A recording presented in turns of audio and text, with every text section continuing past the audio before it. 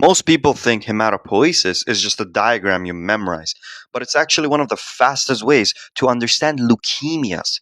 Now, this is the image that you typically see in your textbooks or Wikipedia. I took this from Wikipedia, and it shows you everything, right? Everything. It tells you blah, blah, blah, with blah, blah, blah, blah, blah, blah, this and this creates red blood cells. You don't need to know all this. So here's a simple diagram that I've drawn, and it shows you the branching logic. So it basically tells you that hematopoiesis starts with multipotent hematopoietic stem cells. This is it. Where are they located? In the bone marrow. And then here's where everything splits. It divides into two lineages. We have the myeloid lineage and then we have the lymphoid lineage. And this single split is it shows up everywhere. Almost every leukemia question you get, this is where the splits is important. And here's a shortcut that exam writers like to rely on. It's basically saying that you want to split this into two parts. So you're going to have your blasts, your immature cells, right? And then you want to have your sites, your mature cells. And any cancer that arises in the blasts is called an acute myeloid or lymphoid leukemia, depending on which lineage it arises from. And any cancer that arises from the mature cells is going to be chronic myeloid or lymphoid leukemia, depending on which lineage it comes from. So you see, we've basically split it into four quadrants, right? So anything that's here is going to be an acute myeloid leukemia. Anything that's here is going to be an acute lymphoid leukemia. Anything that's here, or technically here, is going to be a chronic lymphoid leukemia. And anything that's here is a chronic myeloid leukemia. This is messy. Let's clear it.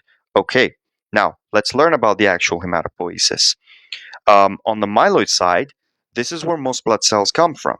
You've got your red blood cells, which come from proerythroblasts. And a fun or a key fact that you have to know is that red blood cells lose their nucleus as they become more mature, so they can't divide or repair, and that's why they have a lifespan of 120 days or 90 days. Can't remember which one it was.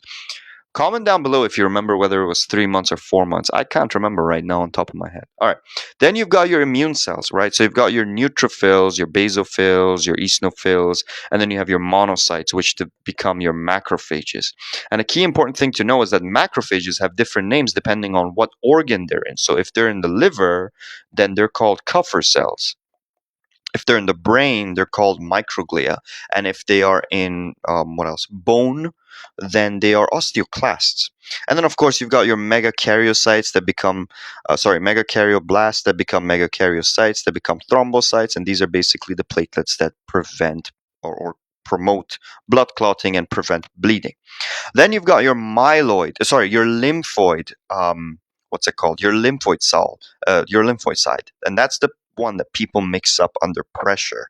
Lymphoblasts give rise to natural killer cells, which are fast innate killer cells targeting virus-infected and tumor cells. It's so important for you guys to know that basically anytime we're talking about destroying cancer cells with the body's immune system, almost natural killer cells are almost always there. And then you've got your small lymphoblasts and their lymphocytes, right? So you've got your T cells, which become either CD4 or CD8, right? And then you've got your B cells. By the way, quick pop quiz. Where do T cells mature? Commented down below. 3, 2, 1. Thymus. T cells mature in the thymus. If you haven't seen that video, go look at it. And B cells. So B cells become plasma cells. Plasma cells create the antibodies. A quick fact for you guys to know is that the first antibody we create is IgM, and then everything else basically comes through the class switching, which is done by CD40 and CD40 ligand. Right? And if you don't have this, then you get hyper IgM syndrome, which is a completely different disease. That's a rabbit hole I'm not going to go down. All right, so if you zoom out, and let me clear out these annotations, myeloid plus lymphoid equals hematopoiesis.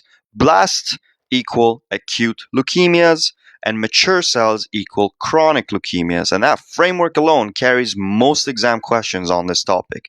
If this made hematopoiesis finally click, that's the goal of MedBites, turning high-yield chaos into something you can actually recall under pressure. See you guys next time.